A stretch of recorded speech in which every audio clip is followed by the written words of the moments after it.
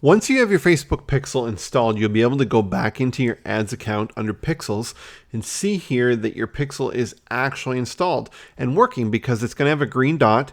It's going to tell you the last time some data was received. So at the time of shooting this video, the last time that my pixel fired on my website was 60 minutes ago. And you can see here on this breakdown chart how many times that pixel had fired, which means that there was some activity. So somebody went to a page and clicked around and so forth, and it actually fired that pixel and gave us some data.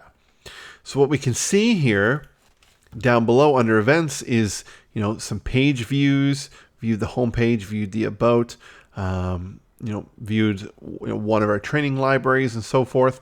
So we can see some data here, and this is over the last 7 days. We can also see some of the URLs that were viewed and so forth, and how many times they were viewed on our site. And how we really leverage this is we're able to then create what are called audiences.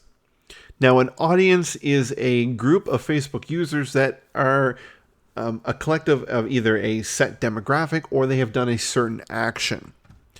So we're going to go ahead and we're going to click either create audience here, or under the top menu, we can go to audiences. So either place will allow you to do the exact same thing. So once this loads and it brings up the audience section, we're going to create a very basic audience, because there are so many variations that we can do that it would just take an endless amount of time in a tutorial to actually do that. Now you're going to notice that there are some custom audiences that I've already created in here that we use in some of our marketing and promotions. So what we're going to do is we're going to go down to create audience, and we're going to drop it down, and we're going to create what's called a custom audience. So we're going to click on this. Now we've got some options, and I'll explain these for you.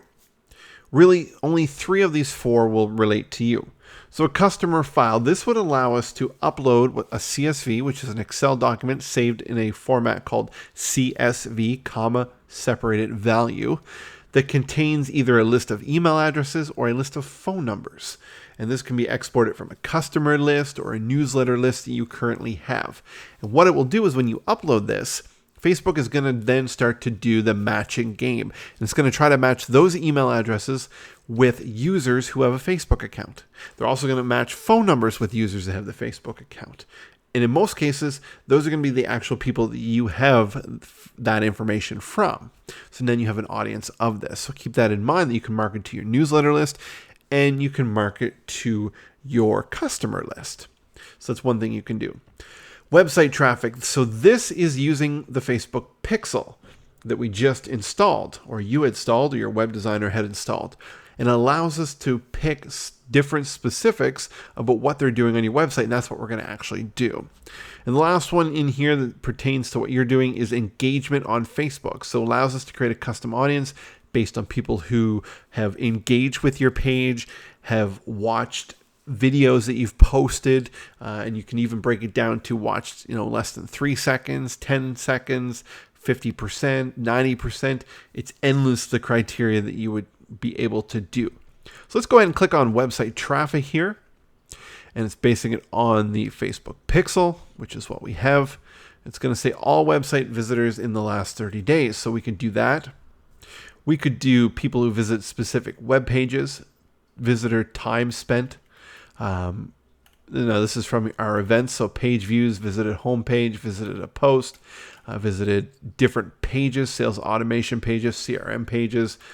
These are actual pages that are on your website. So your list would be pertinent to what's on your website. You can go ahead and pick that information. But we're going to say all website visitors in the last 30 days. Let's make it last 60 days. And we're going to call this all website traffic 60 days. And we can go ahead and create this audience. And it can take up to 30 minutes for audience to get ready to use, and that's okay. And then we can go ahead and click done. All right, so here it is here, and it's obviously it says too small because it's going to analyze some of that data that's coming through. Once we have an audience, For example, here I have, let's find one here. So we have Blue Cow CRM prospects. So this is a list of people that we have uploaded to Facebook, and they are a CRM prospect list.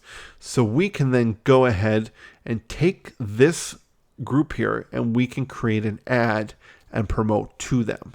And we'll do that in a future training video. So that's how you can create audiences and leverage their actions to then have a group of people to run promotions to. Now let's go ahead and look at one of our ads or one of our posts and how do we boost it. So let's say it's this one here that we did in a previous training. We come down and we're going to click Boost Post. Now it's going to pop up and it's going to allow us to then start targeting those people. So by default, it's going to be our target demographic, which we set prior. We can click Edit. And what we can do here is we can start to pick a new criteria to target to. Specific ages, men, women, where they're located, what their likes are, and so forth. And it's going to tell us how broad and the estimated reach of those people. We can also then see all of our audiences that we have created. So once you create those custom audiences in your ad account, you'll be able to see them here, choose them from that list, and actually boost that post to them. Now, if you don't want to get overrun with costs and worry about overspending, here's where you set your budget. Now, it's going to base it on the amount of fans you have, and it can be as low as a few bucks right up to, a couple $100. The less you choose, the less potential reach you're going to get based on that audience. Obviously, if we bring this up to $200, we are going to then potentially reach more people. Even though that didn't change, it should change for that. So choose the audience budget that you want. I think it changes here. $490. Yeah, okay, it does change. So from $2,900.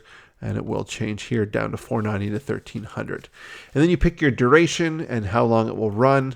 And if you want to track conversions, and a conversion is somebody who has done the action that's on there. So if the link to your website, the Pixel will pick that up and say that you've converted that ad. So you can see the cost per conversion, and the cost per click, and the cost per view. So we can turn that on and everything will work just fine. You're going to click Boost. And it's going to go through an approval process with Facebook to make sure that you're advertising legit stuff and you're not creating spam and so forth, and it's relevant to your audience.